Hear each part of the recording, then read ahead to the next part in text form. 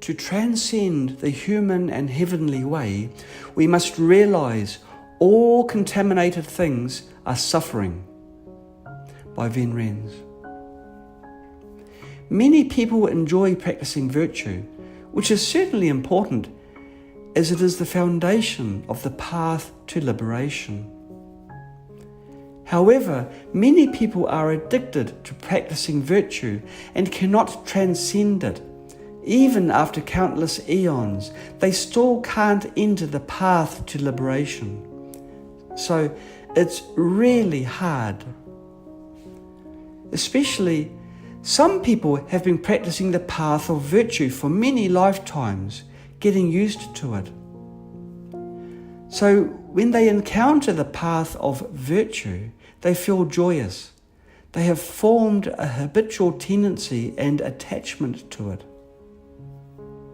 Thus, it's hard for them to generate renunciation and let go of the path of virtue.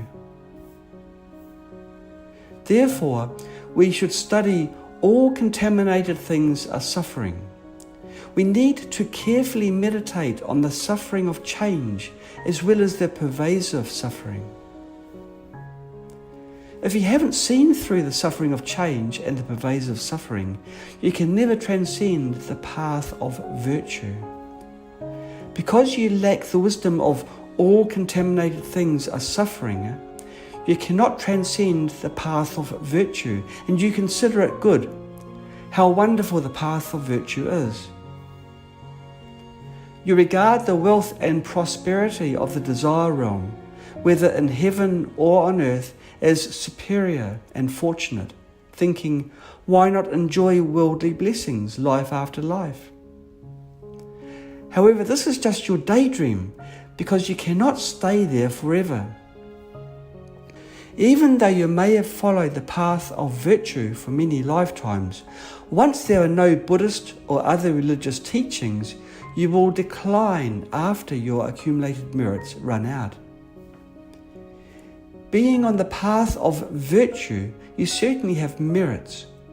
However, as you are enjoying the blessings, you are also consuming your merits. Thus, you will inevitably decline. Hence, where there is happiness, there must be suffering. Where there is suffering, there must be happiness. Suffering and happiness are always intertwined and inseparable. Therefore, when learning all contaminated things are suffering, we should carefully experience where the suffering of change comes from. How does happiness arrive? Then we will discover happiness arises on the basis of suffering. Without suffering, there is no happiness. Therefore, our happiness is fake. Happiness arises on the basis of suffering, so it is definitely not true happiness. True happiness is free from suffering, while this kind of happiness arises only after suffering. Thus, it is fake. Since suffering is a prerequisite for happiness, how can this happiness be considered true happiness? It's established on the basis of suffering. It's like no matter what you add to cow dung, underneath it is still cow dung. Even if you place flowers on it, sprinkle pepper, beef or sesame powder, when you grab some and eat it, the taste of cow dung is still there. When you smell the flowers on it, though there's the fragrance of flowers, the smell of cow dung is still there. On the foundation of cow dung, whatever you do, it's still cow dung. It's the meaning of the metaphor.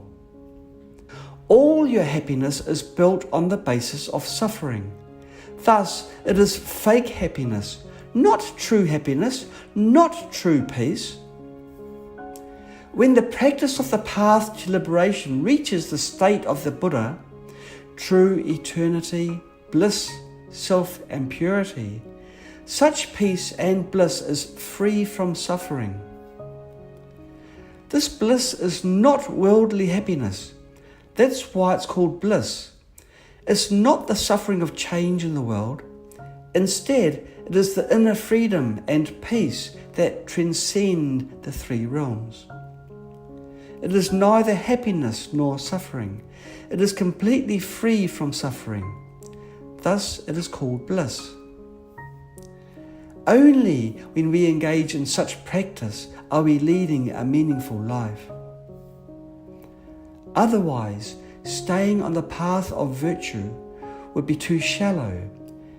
You keep clinging to it. No matter how many blessings you enjoy, you are still on the cow dung.